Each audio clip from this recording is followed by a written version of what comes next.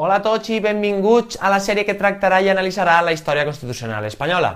Durant el següent vídeo comentarem la Carta Constitucional que ha estat denominada per part de la historiografia com la non nata, a saber, la Constitució de 1856. Efectivament, la nova experiència liberal progressista, amb una durada de 2 únics anys, adreçà un nou text legislatiu que ni tan sols arriba a aplicar-se. Amb tot, el canvi de govern i aquesta nova obra suposaren les primeres espurnes del que una dècada més tard seria una autèntica revolució que sacseja el món burgès liberal amb la introducció de nous components ideològics provinents del món obrer i el republicanisme.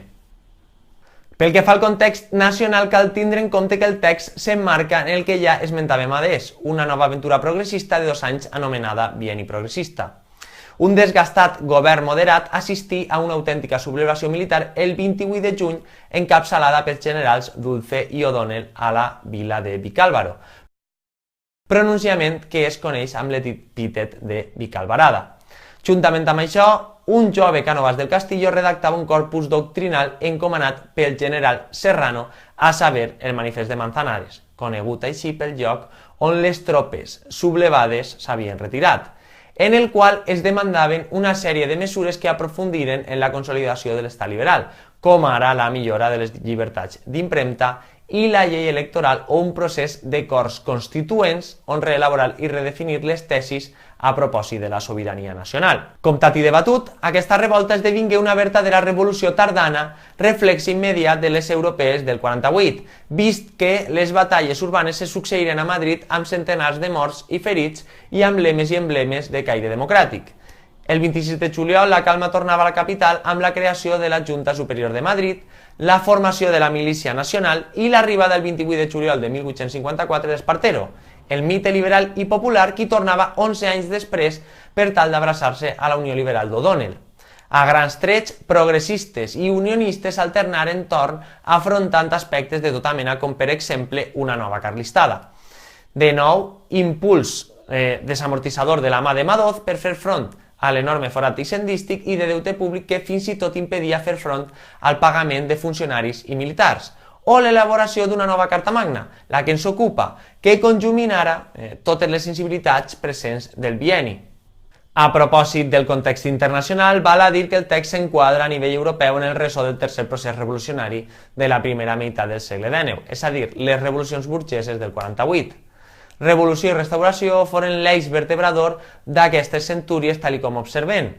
Com per un costat, la França revolucionària de la Bastilla cimentava el seu imperi d'ultramar liderada per Napoleó III. Per un altre costat, Anglaterra feia allò propi comandada per la reina Victòria i, darrerament, Alemanya i Itàlia es dirigien cap als processos unificadors encapçalats per moviments de tall burgès liberal conservador. Tanmateix, Europa i més endavant Amèrica Llatina estaven incoant dins dels arrels del moviment obrer tota una constel·lació d'ideologies a nivell teòric que dècades més tard serien assajades per diferents societats i cultures, sobretot en el segle XX. Socialistes utòpics, socialistes científics, anarquistes. El gir econòmic europeu dins del nou món industrial provocà que a poc es crearen tot tipus d'estructures i superestructures pròpies de la classe treballadora, concretament sindicats, convenis col·lectius o assegurances i subsidis amb la consolidació de drets que ens han arribat fins als nostres dies i dels quals gaudim en l'actualitat. Així mateix, cal esmentar alguns dels principals artífexs i protagonistes del text.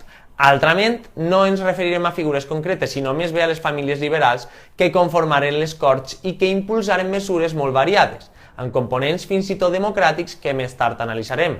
Parlem dels progressistes, que proposaven unes Corts de talent constituent amb la recuperació de principis com per exemple el de la sobirania nacional, la liberació econòmica o l'aprofundiment en llibertats com la d'impremta o el sufragi. El tron, amb tot, era inqüestionable i hi havia de recaure sota la figura d'Isabel II.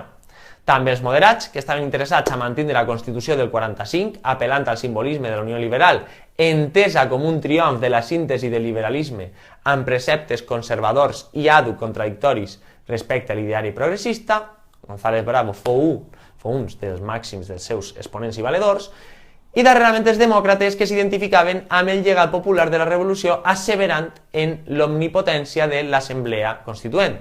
Confiaven en el desenvolupament i l'exercici de la sobirania nacional i l'assumpció de drets tals com el del sufragi universal masculí, la llibertat d'ensenyament o la separació de poders de facto. Incorporaven referents del socialisme utòpic o republicans.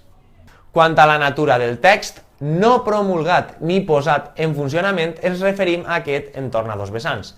Per un costat, formalment, el text està compost per un preàmbul, és a dir, 15 títols, i 92 articles, i a més, un article transitori, i per un altre costat, la naturalesa filosòfica d'aquesta Carta Magna respon als desitjos d'un règim que pretenia reproduir els aspectes més significatius del 37, replantejats i desenvolupats.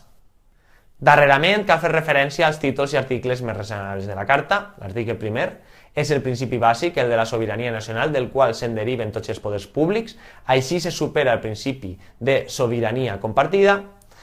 El títol primer de la Nació de los Espanyoles desenvolupa la declaració de drets, igualtat davant de la llei, llibertat d'impremta, servei militar, tolerància en matèria religiosa.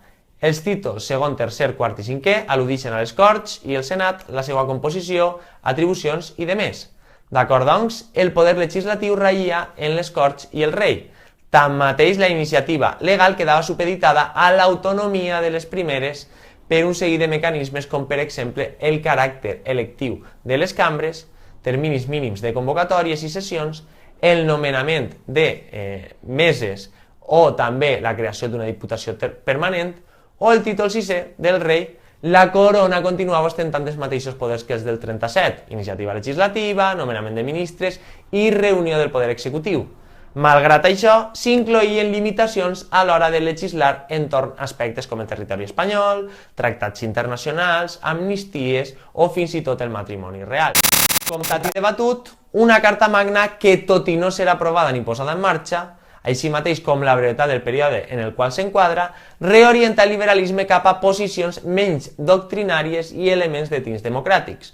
Aquests 2 anys, aparentment un illot en el context de la llarga trajectòria del moderantisme liberal, foren, sense cap mena de dubte, el germen del posterior alçament del setembre del 68 i amb ell la posada en marxa d'elements polítics on l'incipient moviment obrer començava a ser representat. Bé, fins ací el nostre videotutorial d'avui, espero que us hagi servit d'ajuda i ens veiem a classe.